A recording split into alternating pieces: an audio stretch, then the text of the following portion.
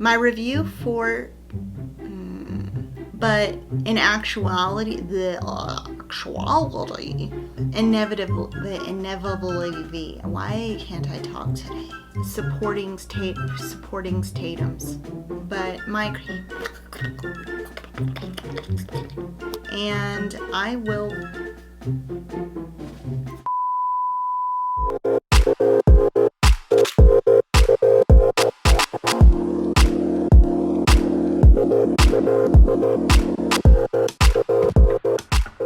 Hey guys, welcome to my channel. My name is Erica, and if you've never seen any of my videos, I love books and makeup. I especially love to give a great review on an amazing book that I've just read while I do my makeup. Today, I can't even explain in words what this book did to me emotionally. It was such an amazing story, and I am so excited to share my thoughts and opinions about this story with you guys. Today's book is by a new-to-me author. I happened upon this book by chance, and I'm so glad that I did, but I'm so almost sad that I hadn't read anything by her before. I'm constantly surprised the more and more that I read the works of new-to-me authors, how many brilliant and talented people there are in this world. This author is one of those people. So today I'm just going to talk a little bit about this story, the characters in this story, my thoughts and opinions about this story, and a little bit about the author who wrote it. My review for today is on a book called For Lucy by an author named Jewel E. Ann. Oh my god, this story. It absolutely wrecked me. I mean, it shattered my soul into a million pieces and then made it whole again. For starters, I don't think I've ever read anything like this book before. It's categorized as a inspirational romance and contemporary women's fiction, but it was nothing like I'd expected, yet it was everything I'd hoped it would be. It wasn't a love story, yet it was a story of love, but mostly it was a story of tragic loss and how love can still manifest in the wake of such heartbreak and complete emotional turmoil. So before I say anything else, I am ready to put on my makeup and let's get started. Before I start talking about this story, I just want to warn you that this book is not an easy, lighthearted read. This is the kind of book that you want to make sure to have a never-ending supply of tissues at your side when you read it, because this story will definitely prompt some very ugly crying. I honestly can't remember the last time a novel has evoked this much emotion from me in relation to what the characters were going through. This is definitely a story that will stay with me long after I've finished reading it. And as heart-wrenching as it was at times to read this story, this is the type of book that I wish I could erase it from my mind and experience it all over again. The story opens up with a man named Emmett, and he is reminiscing about the memories that he's made with his wife Tatum and the home that they built together through the love that they shared for each other. Emmett also reminisced over the vows that they shared and the promises that they made to each other. Most notably, the promise that he had made to Tatum while in that delivery room on the day that their daughter entered the world. Tatum made Emmett promise that he would love their daughter more than her. Emmett couldn't fathom how that would even be possible. Emmett's love for Tatum was all-consuming. Tatum owned every crack, corner and crevice of his heart. He knew that he would love his daughter. He knew that a parent's love for their child was unmatched in its unconditional ability. But Tatum was everything to Emmett. His best friend, his soulmate, and the calm to his storm. But he made that promise anyway, to love their daughter more, if not for just wanting to appease his wife's worries as she was laboring with their child. When tragedy struck many years later, it was that same promise that stole his wife away from him. So, in the present day, as he sat in his truck, the details of his life with Tatum unfolding as he stared at the yard that had been overtaken with weeds. Those weeds resembled the ones taking infestation of his heart. And he was reminded of the reason he was there in the first place, as his now 17-year-old daughter climbed into the vehicle with him. His daughter Lucy had grown so much since the tragedy. Seeing how much Lucy had grown was a constant painful reminder that he hadn't seen much of that growth in the last 5 years of her life. After his divorce with Tatum, he was limited by the court due to Tatum's efforts in the amount of time that he was allowed to spend with Lucy. 1 day a week, one measly Saturday, that in reality was only a 10-hour allotment. 10 hours that he had to try and catch up on the 158 hours that he'd missed the rest of the week. And sometimes those 10 hours were cut short or cut completely because at 17 years old, Lucy was starting to develop a life of her own. Emmett couldn't blame Lucy for not wanting to spend every Saturday with her dad, as her interest in boys and spending time with friends was all normal for a girl her age. But he definitely could blame life and its unfairness for the tragedy that brought his family to this unimaginable state of existence. On this particular Saturday, in their little town of Reddington, Missouri, he'd taken Lucy to a cafe to eat and catch up as usual. Emmett, as he always did, asked Lucy how his wife was doing. Ex-wife now, but to Emmett, Tatum would always be his wife. He never stopped loving Tatum. He always did, and he always would. But Tatum had moved on, and the conversation between he and Lucy proved to be a reminder of just how much she had. For Lucy, it was painful to see her dad alone, but Emmett never really understood everybody's insistence that he needed to move on. To him, he was living life to the best of his ability, and he was functioning like a normal human being should in order to survive. But to everyone else, the fact that he wasn't dating meant that somehow he hadn't completely put the past behind him yet. Emmett knew, though, that Lucy's insistence was because she and Emmett shared a secret that Tatum could never know. A secret that proved that he'd kept his promise to Tatum those many years ago in that delivery room, that he'd loved their daughter more.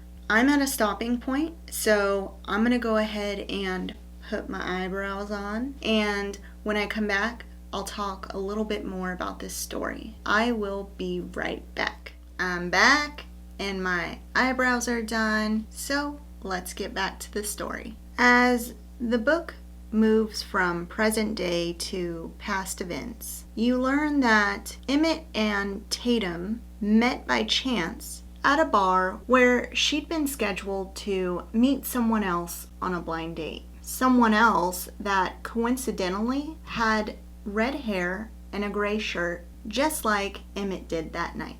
Someone whose name apparently was Cody, and fortunately enough for Emmett, was not a very punctual guy. Tatum immediately captivated Emmett's attention, and unfortunately for this Cody guy, Emmett was about to steal his girl.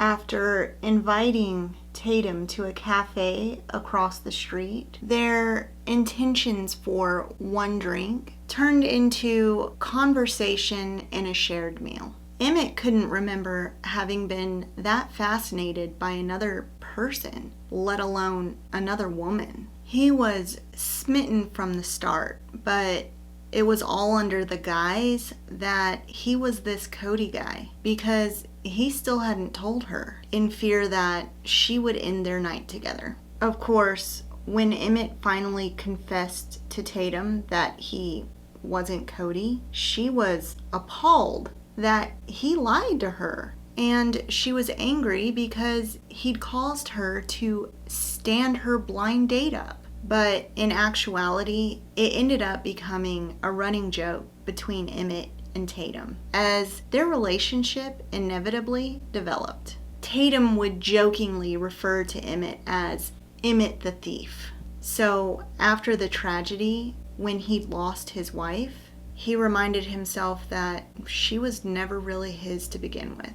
What pains Emmett the most after his divorce with Tatum is the way that she looks at him now. The anger and the resentment in her eyes. The blame that she'd placed on Emmett for the tragedy that occurred. And all the while, Emmett couldn't imagine feeling anything but love and adoration for Tatum. She was still everything to him. But Emmett also knew that Tatum would never look at him the same way she did before. And he completely understood why. He'd kept his promise to Tatum from all those years ago, but she didn't, nor would she ever know that. The story continuously jumps from present time to past retellings and memories that Emmett has of the relationship that he and Tatum had that bloomed so fiercely and so completely. How their early days together were filled with impulsivity and excitement. Of their passionate arguments that would lead to equally passionate reconciliation. Of their introduction to parenthood and all of the struggles that it brought with it. And then, of course, the tragedy that stripped it all away. Emmett had done a decent job of making peace in his current life post-divorce with the fact that Tatum would forever harbor resentment and anger towards him due to their trauma. He knew that things would never go back to the way they used to be when they were happy. And even as much as he grapples with the grief that this tragedy has brought him, he has to maintain his composure and continue being the strength that his family needs in order to move on in life. Even if that means supporting Tatum's desire to be with another man. As much as it hurts, what he wants is for Tatum to be happy, even if that happiness is no longer shared with him. But when another tragic accident occurs in their family and the roles in which the blame is placed are reversed, their lives become intermingled in a new, unimaginable way. Tatum starts to have a different understanding of the meaning behind forgiveness and guilt.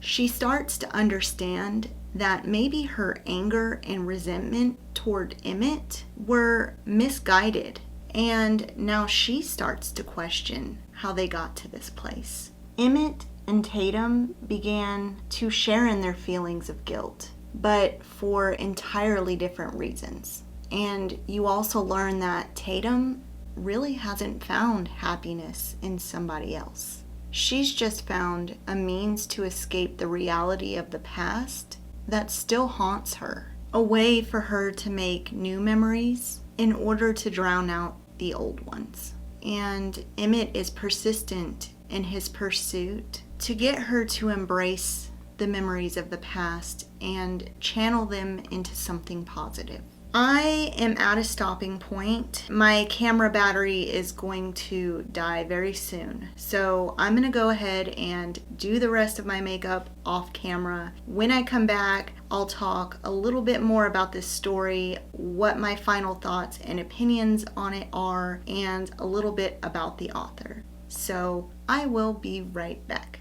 I'm back and my makeup is done. So let's get back to the story. Now, I don't want to tell you what this tragedy is, not because I think it'll give too much away of the story, but because I think the real story lies in the happenings of what transpired after the tragedy took place. And I think it's really important for anyone reading this book to experience the story in its entirety, as it adds to the emotional depth that you are taken to. This story is brilliantly beautiful in the way that it develops, and I just think it would be unfair to deliver those elements before you've understood the framework for how this family experienced, then dealt with this unimaginable tragedy. What I can tell you is this story deals with the grief and mourning over loss, how everyone in life handles it differently. Most notably, this story deals with the type of grief and mourning that only a parent can truly understand. The kind of grief that would cause a parent to question why life is so unfair and unjust. And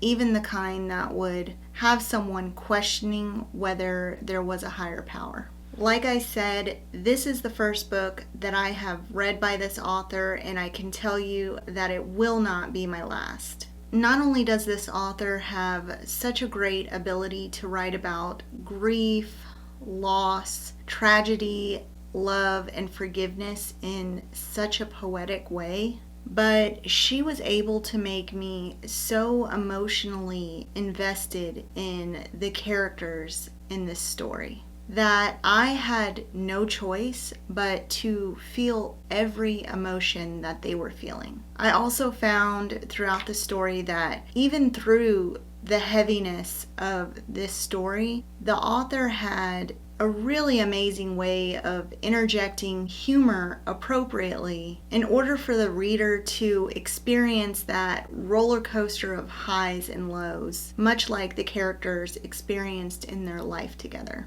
I happened upon this book while in my Kindle app, where occasionally I am suggested books that I am compelled to add to my list for no other reason than the fact that I just want to experience the writing of as many new to me authors as I can. And I'm so happy that I added this book to my list because it has definitely become one of my favorite stories, and one that I would be delighted to recommend to as many readers as possible. Jewel E. Ann is a fellow romance junkie like myself who left her career as a dental hygienist to stay at home with her children, manage the family business, and pursue her passion in writing. Now, I'm sure that in those 10 years that she was a dental hygienist, that she was amazing at working with teeth. But I definitely think that she found her true calling in life because she truly has a gift for writing. Such talent for writing is a gift I obviously appreciate because I love to read, and I'm glad that she's sharing her gift with the world. Jewel E. Ann is a Wall Street Journal and USA Today best-selling author, and I can certainly see why. She has written and published 24 novels, and I'm actually excited to know that I have a lot of catching up to do, because I definitely plan on reading many more, if not all of her novels. This book was published on May 23rd of this year. It is available on Kindle Unlimited, which is how I came to read it. You know, I always suggest Kindle Unlimited as it is a great way to experience new authors with amazing talent. And if you start a book and don't like it, then you can return it and start another one, and you have not lost any money. This book was actually only 295 pages long, but quite honestly, there was so much gripping story within those 295 pages that after I'd finished reading this book, I'd felt like I read a trilogy of events and storyline within these characters' lives. I highly recommend this book on any TBR list. Even if you aren't a fan of romance novels, this is a story that so many readers can relate to and feel invested in. It is unlike any other romance novel that I have ever read, as it didn't follow any of the general rules of a typical story from that genre. This book was definitely within its own league of stories about love and heartbreak, and the willingness of a parent to do anything and everything for their child. I say this every time, but you guys know I would not lead you astray. I would never recommend a book that I didn't truly love. If I seemed in any way somber in this video, it's because this book truly was so emotional, and it's the type of story that really does stick with you long after you've finished reading it. I think anybody who doesn't read this story really is missing out on an experience, really. This story was an experience, and I'm glad that I had it. I hope you liked this video. If you did, don't forget to give it a thumbs up. And if you want to see more reviews from me, and you want some great book suggestions, or if you like makeup, hell, if you like both, then don't forget to subscribe to my channel, and I will continue to bring you my best book recommendations. If you have any suggestions for me about what you want me to read, then please leave a comment down below, and I would love to take your suggestions. My TBR list is